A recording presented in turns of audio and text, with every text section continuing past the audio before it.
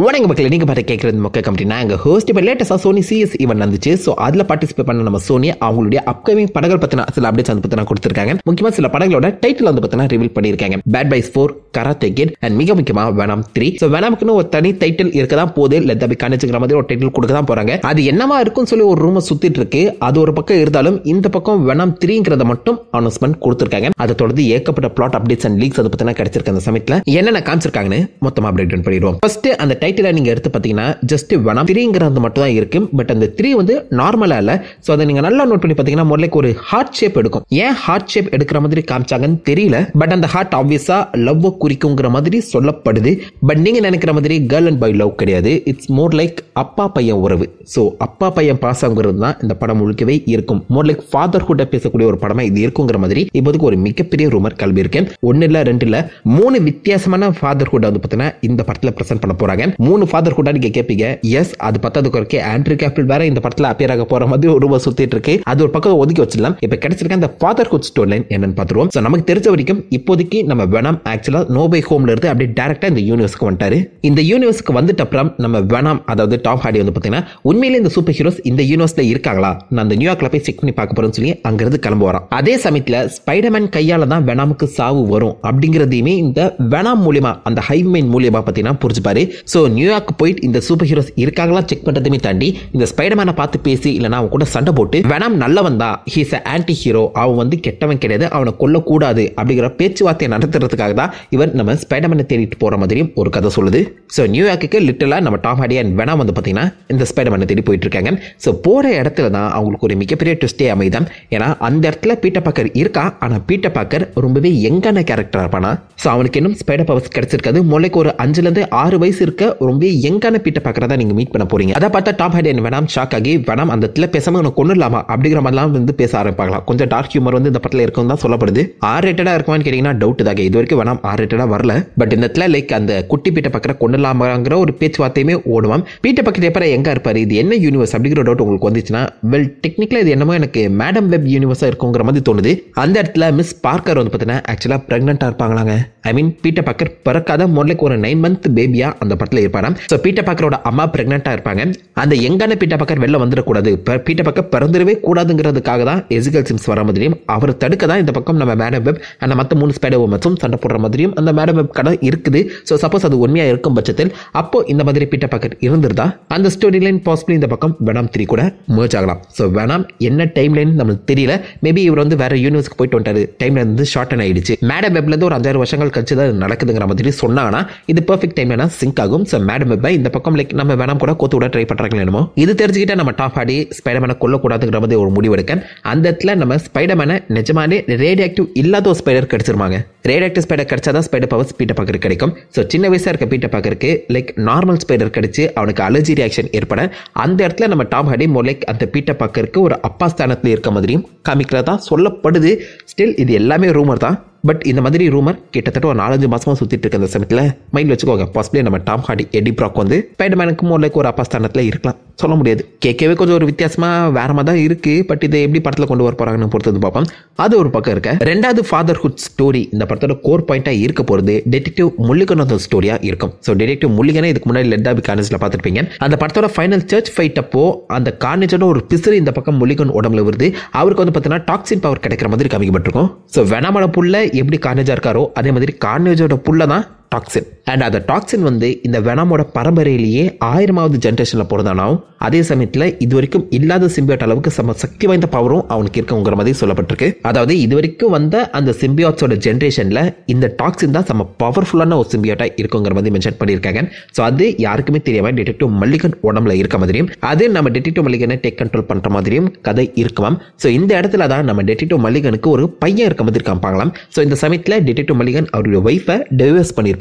So எங்க போறது என்ன பண்றதுன்னு தெரியாம இருக்கா அவருக்கு அவருடைய பையனை சேவ் பண்றதா ஒரே எண்ணமா இருக்கணுமா. அந்த பையனுக்கு என்ன வயசு என்ன மாதிரி நம்ம சொல்லக பிரென்னுங்கிற பேரை கொடுத்துருக்காங்க. ஐ மீன் அது லீக்ல கிடைச்சிருக்கு. ஸோ டிடெக்டிவ் மல்லிகனோட பையன் பேர் பிரென்னா இருக்கலாம். இந்த இடத்துல அவன் பையனுக்கு சப்போர்ட் பண்றதுக்காக இவர் டாக்ஸின் வடிவத்திலே பல கெட்ட விஷயங்களை பண்ண அந்த இடத்துல நம்ம வெனாமுக்கும் டாக்ஸினுக்கும் சண்டை ஸ்டார்ட் ஆகலாம். இது மூணாவது fatherhood story. Venom and toxin like தாத்தா பேரங்க. வெனம் தாத்தா ஆயிட்டாரு. ஸோ விச் மீன்ஸ் டாக்ஸினை மெயின் வில்லனா வச்சு அதை சுற்றி கதைகள் எழுதப்படலாம். ஸோ 3 வித்தியாசமான ஃபாதர்ஹுட் ஸ்டோரி. ஸோ அதை என்ன மாதிரி ஹேண்டில் பண்ண போறாங்கன்னு பொறுத்தது பார்த்தா தான் தெரியும். இதுக்கு நடுவில் ஒரு புது கேஸ்டிங் இந்த படத்தில் இருக்க போகிறது ஆல்ரெடி கன்ஃபார்ம் பண்ணியிருந்தாங்க. J4, அதாவது இதுக்கு முன்னாடி நீங்கள் டாக்டர் ஸ்ட்ரேஞ்ச் படத்தில் இந்த மாட்டோவா பார்த்துருப்பீங்களா, அவர் இந்த படத்தில் இருக்காரு. மாட்டோவா வரப்போகிறதுல மோர் லைக் ஒரு புது கேஸ்டிங்காக இருக்கலாம் நினைக்கிறேன். But Sony like no way ஹோமில் இந்த மாதிரி ஒரு யூனிவர்ஸ் ஸ்கிப் பண்ண போகிறோம். ஸோ அந்த இடத்துல ஆல்ரெடி மாட்டோவா இருக்க ஒரு கேரக்டர் திரும்ப எதுக்கு இந்த இடத்துல கேஸ்ட் பண்ணணுங்கிற ஒரு தாட் ப்ராசஸே இல்லாமல் இந்த கேஸ்டிங் பண்ணியிருக்காங்க. அண்ட் இந்த படத்தோட ஒர்க்கிங் டைட்டில் ஆர்வல் அப்படிங்கிற மாதிரி தான் கொடுக்கப்பட்டிருக்கு. ஸோ வெனம் 3யோட ஒர்க்கிங் டைட்டில் ஆர்வல். அண்ட் ஆர்வலுங்கிற ஒரு கேரக்டர் ஒரு வெனம் காமிக்கில் அப்பியர் ஆகியிருக்காரு. ஆர்வல் டெய்லர்னு சொல்லி ஒரு 2-3 பேஜுக்கு மட்டும் தான் அப்பியர் ஆகியிருப்பாரு. ஸோ இந்த இடத்துல ஆர்வல் டெய்லரோட பையனை வெனம் ஒரு சண்டே அப்போ வந்து பார்த்தீங்கன்னா தெரியாதனமாக கொண்டிருப்பான். மொழிக்கு ஒரு சிவிலியன் டேமேஜ் வந்து பார்த்தீங்கன்னா நடந்திருக்கும். அதில் தெரியாதனமாக நம்ம வெனம் இந்த பக்கம் அந்த ஆர்வல் டெய்லரோட பையனை கொண்டிருப்பான். ஸோ அந்த பையன் சாவுக்கு பழி வாங்குறதுக்காக ஆர்வல் வரமா தான் காமிச்சிருப்பாங்க.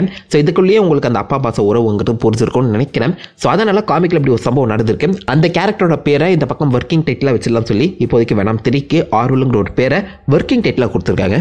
ஒரிஜினல் டைட்டில் என்னவா இருக்கும்னு தெரியல. கிடைச்சிருந்த அந்த ரூமர் படி வெனம் டார்க் கேம் ஸ்பைடர் தான் டைட்டிலாக இருக்கும்னு சொல்லப்படுது. இதுவும் உண்மையான்னு தெரியலங்க. பட் ஸ்பைடர்மேனுக்கான ஒரு லிங்க் கண்டிப்பாக இந்த படத்தில் இருக்க போகுது. அண்ட் ஃபாதர்ஹுட்டும் இந்த படத்தை ஒரு மிகப்பெரிய ரோல் வந்து ப்ளே பண்ணலாம். ஸோ அதனால தான் வெனம் 3 அந்த 3யை மட்டும் ஹார்ட் ஷேப்பில் கொடுத்துருக்காங்க. மேபி ஃபாதர்ஹுட்டை டினேட் பண்ணுற மாதிரி ஒரு ஷேப்பாக அது இருக்கலாம், சான்சஸ் இருக்கு. பாப்போம் என்ன பண்ண போறாங்கன்னு. இதுக்கு நடுவில் அந்த மார்டோ கேரக்டர் அந்த ஆக்டர் என்ன ரோல் ப்ளே பண்ண போறாருன்னே தெரியல. நிறைய பேர் அவர் நிஜமாலே மார்டோ ரோல் தான் ப்ளே பண்ண போறாரு அப்படிங்கிற மாதிரி சொல்றாங்க. உண்மையாக தான் நல்லா தான் இருக்கும். பட் எனக்கு என்னமோ லைக் அந்த ஸ்பைடர்வர்ஸ் வெனம் வர்ஸும் MCUவும் ஒன்று சேராதுன்னு நம்புறேங்க.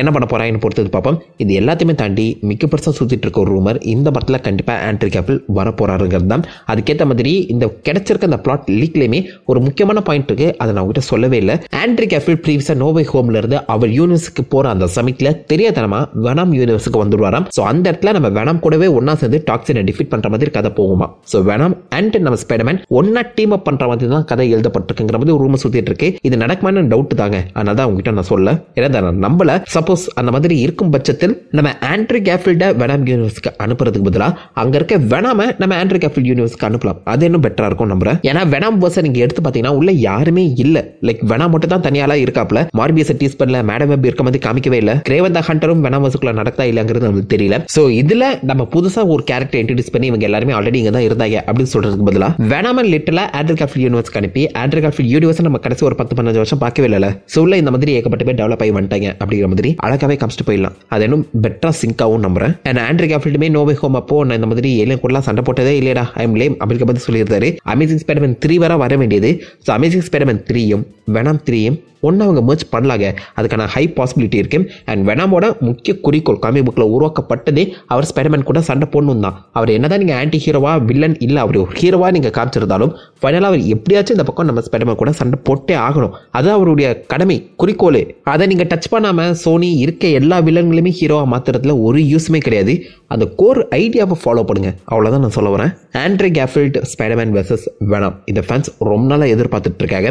வெனம் 3ல உங்களுக்கு 1 பில்லியன் அடிக்கணும்னு ஆசைப்பட்டுக்கலாம். இதை கண்டிப்பாக பண்ணி ஆகணும். இப்போதைக்கு இந்த வெனம் 3க்கான சில ரீஷூட் ஒர்க் வந்து போயிட்டு இருக்க மாதிரி நான் கேள்விப்பட்டேன். அதுக்கேற்ற மாதிரியே நம்ம ஆண்ட்ரி கேஃபில்ட் இருக்காப்ல. ஸோ அவர் ஆக்சுவலாக அந்த கில்மர் டெல்டாரோட ஃப்ராங்கஸ்டைன் படத்தில் நடிக்க வேண்டியது. ஸோ அதில் ஷெட்யூலிங் பிரச்சனை வந்துருச்சு. நான் இனிமேல் நடிக்க மாட்டேன், அந்த படத்தில் நடிக்க மாட்டேன் அப்படிங்கிறது ஓப்பனாக சொல்லிட்டு வேற ஒரு சீக்ரெட்டான படத்தில் நடிச்சிட்டு இருக்காராம். ஸோ அது பாசிபிளி ஏன் வெனம் 3 இருக்கக்கூடாது. மொழிக்கு ஒரு குட்டி கேமியாவாக இருந்தாலும் நல்லா தான் இருக்கும். சப்போஸ் வெனம் 3ல ஜஸ்ட் நம்ம ஆண்ட்ரி கேஃபில் வந்துட்டாருங்கிறத டீஸ் பண்ணிட்டு அதுக்கப்புறம் வெனம் வெர்சஸ் ஸ்பைடர்மேனுங்கிறத மிக பெருசாகவே புஷ் பண்ணலாங்க. ஃபேன்ஸ் அதை தான் எதிர்பார்த்துட்டு இருக்காங்க. அது கண்டிப்பாக நடந்தே ஆகணும். பட் எப்போ நடக்க போகுதுன்னு காத்திருந்து பார்த்தா தெரியும். நீங்கள் என்ன எதிர்பார்க்குறீங்க? ஸ்பைடர்மேன் வெர்சஸ் வெனம் நடக்கணுமா வேணாமா? உங்கள் தாட்சை கீழே கமெண்ட் பண்ணுங்க. அண்ட் வெனம் 3 எப்படி இருந்தால் நல்லாயிருக்கும்? இந்த ஃபாதர்ஹுட் ஸ்டோரியில் என்னை பற்றி உங்கள் தாட்ஸ் என்னன்னு சொல்லி மறக்க வைக்கலாம். பட்டு அந்த லைக் பண்ணி தட்டி விடுங்க. நான் உங்களை தன்னால ஒரு ஆசமான விட எலும்பி பட்டு எதிர்க்கும். Have fun guys. வட்டா